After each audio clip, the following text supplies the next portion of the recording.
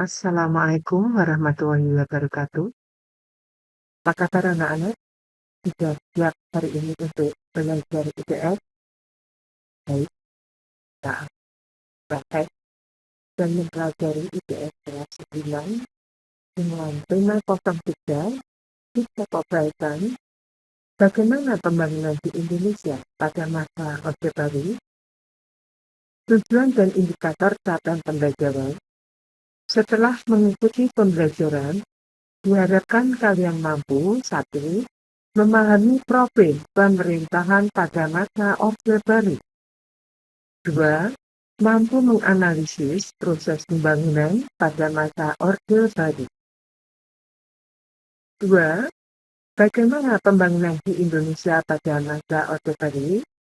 A. Profil pemerintahan. Masa pemerintahan Orde Baru berlangsung selama kurang lebih 32 tahun. Yaitu pada tahun 1966 sampai 1998.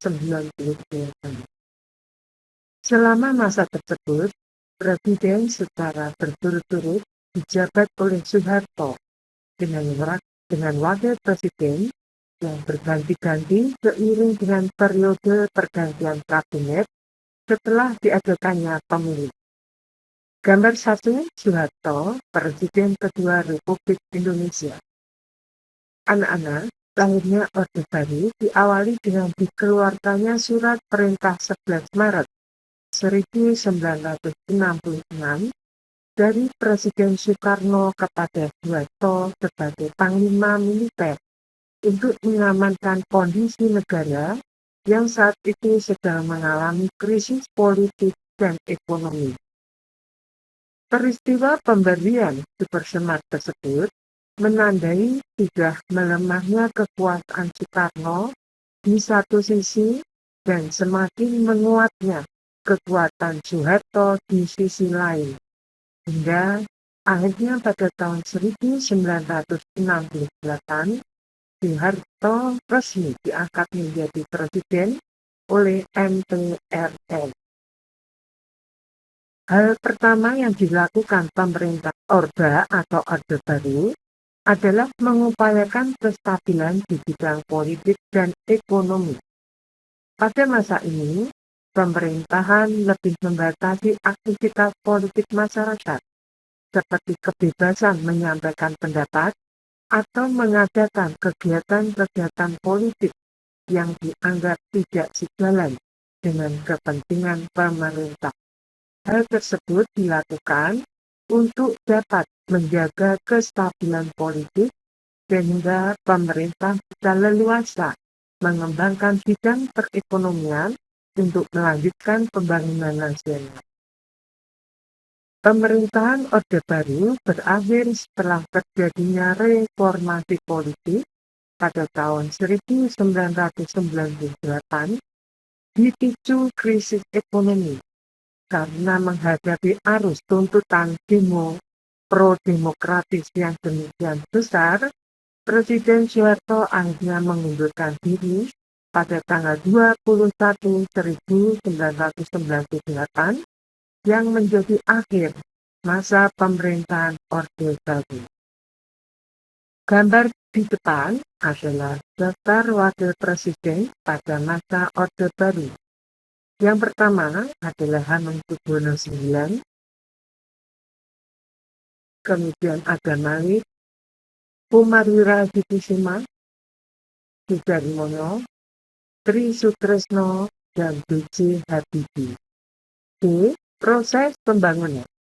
Pemerintahan Orde Baru mewarisi kondisi keterpurukan ekonomi dari pemerintahan Orde Lama berupa inflasi yang parah, sehingga kondisi masyarakat memprihatinkan. Daya beli masyarakat melemah, barang-barang kebutuhan pokok langka di pasaran. Langkah pertama yang dilakukan pemerintah dengan membuat program pemulihan ekonomi sebelum rencana pembangunan jangka panjang dimulai. Gambar kedua adalah DRS Franciscus Saverio Stega. Pemerintah Indonesia saat itu melakukan berbagai strategi pemulihan seperti menerapkan model penyeimbangan anggaran negara dan meminta bantuan kepada lembaga keuangan internasional. Franz Seger yang dipercaya sebagai Menteri Keuangan berhasil mengatasi hiperinflasi Indonesia yang mencapai 650% menjadi kurang dari 100% pada tahun 1968. Setelah berhasil menciptakan kestabilan di bidang politik ekonomi, pemerintah Orde Baru mulai melakukan serangkaian program pembangunan yang dikenal sebagai Program Pembangunan Jangka Panjang atau PJP yang akan berlangsung selama 25 tahun. PJP tahap 1 direncanakan pada tahun 1969 hingga 1994. Sementara tahap kedua direncanakan pada tahun 1994 hingga 2019. Setiap PJP dibagi ke dalam 5 periode pembangunan yang disebut sebagai Rencana Pembangunan 5 tahun yang disingkat dengan REPELITA. REPELITA untuk PJP tahap pertama adalah sebagai berikut. 1. Pelita pertama, yaitu tahun 1969 sampai 1974, bertujuan memenuhi kebutuhan dasar dan infrastruktur dengan penekanan pada bidang pertanian. Pelita kedua, pada tahun 1974 sampai 1979, bertujuan meningkatkan pembangunan di pulau-pulau selain Jawa, Bali, dan Madura. 3. Pelita 3 pada tahun 1979 sampai 1984, bertujuan mengembangkan bidang industri padat karya untuk meningkatkan ekspor. 4. Pelita keempat pada tahun 1984 sampai 1989, bertujuan menciptakan lapangan kerja baru dan industri. Kelima, pelita 5 pada tahun 1989 sampai 1994, bertujuan mengembangkan bidang transportasi, komunikasi, dan pendidikan. Anak-anak, pemerintah Orde Baru mewacanakan trilogi pembangunan sebagai landasan penentuan kebijakan politik, ekonomi, dan sosial dalam melaksanakan pembangunan negara. Trilogi pembangunan tersebut adalah terwujudnya stabilitas politik dan keamanan, pembangunan di segala aspek kehidupan, dan pemerataan pembangunan beserta hasil-hasilnya. Program unggulan pemerintah Orde Baru pada Repelita pertama. 1. Keluarga berencana. 2.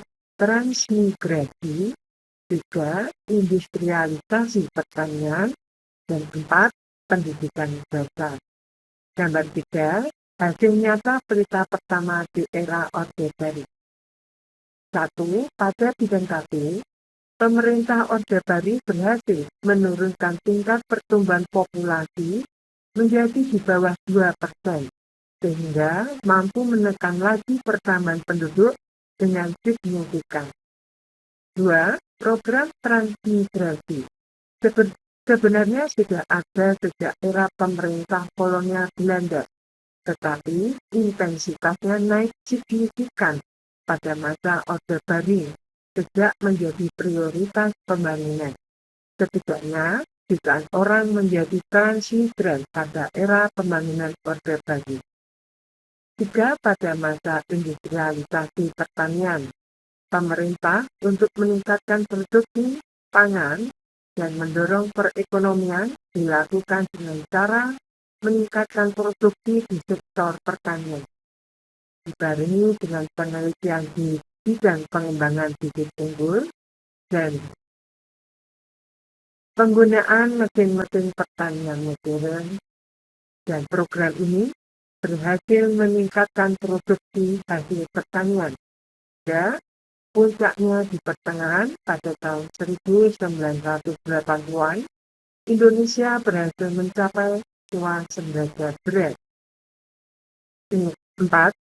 Pada pendidikan dasar, ada beberapa kebijakan terkait hal ini, diantaranya adalah program pembangunan gedung SD secara meluas melalui Impres yang dimulai tahun 1973, pemberantasan buta huruf yang dimulai pada tahun 1978, serta program wajib belajar pendidikan dasar yang dimulai pada tahun 1984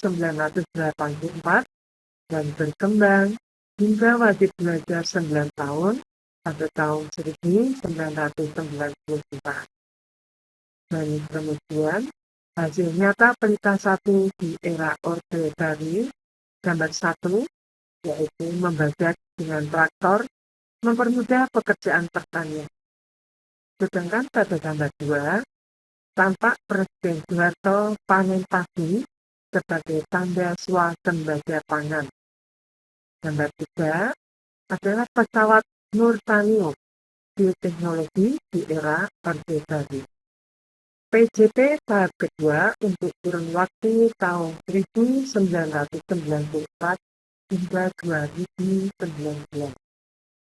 PJP tahap kedua dimulai dengan pelita ke-6, yaitu pada tahun 1994 sampai 1998, yang bertujuan mendorong pembangunan dari segi industri dan pengembangan SDM. Pada saat itu, Indonesia direncanakan akan menjadi negara maju pada tahun 2019, namun tidak bisa diwujudkan karena ekonomi Indonesia yang rapuh menghadapi krisis ekonomi yang melanda Asia pada tahun 1990. Gambar 4, tampak Presiden Soeharto saat mengumumkan pengunduran diri di Istana Merdeka, Jakarta pada tanggal 21 Mei 1998. Anak-anak, di Indonesia, krisis ini sulit ditangani dan berkembang semakin parah di tahun 1998. Krisis ekonomi yang kemudian memicu kerusuhan politik ini akhirnya mengakhiri era pemerintahan Orde Baru, ditandai dengan pengunduran Soeharto sebagai Presiden RI pada tanggal 21 Mei 1998, di mana beliau baru 2 bulan dipilih kembali menjadi presiden untuk yang ke-7 kalinya. Kita pada tugas individuan anak ini kalian kerjakan dengan baik ya. Ini adalah pengayaan. Pengayaan yang pertama, mengapa stabilitas politik penting bagi upaya pembangunan di sebuah negara. 2. Eksplorasi, apa yang menyebabkan Soeharto selalu terpilih kembali menjadi presiden dalam setiap pemilu yang diadakan selama Orde Baru. 3. Mengapa program pembatasan kelahiran memiliki peran yang penting terhadap pembangunan. Dan yang keempat, proyek swasembada beras mendapatkan banyak kritik dari pemerhati lingkungan karena dianggap merusak kelestarian alam. Mengapa hal tersebut bisa terjadi? Hal ini menarik untuk didiskusikan. Kelompok ini adalah lembar aktivitas strategis. Dalam gambar tampak pesawat. Carilah informasi hijau mengenai hal ini dengan menjawab pertanyaan panduan berikut ini. Bagaimana profil pesawat N250 dan N2130 yang berhasil dibuat oleh IPTN?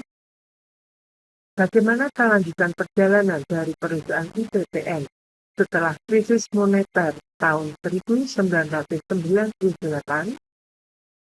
Kemudian, Hanya ada beberapa negara saja yang mampu membuat pesawat secara mandiri, di mana Indonesia adalah salah satu di antaranya. Menurutmu, mengapa Indonesia bisa melakukan hal tersebut?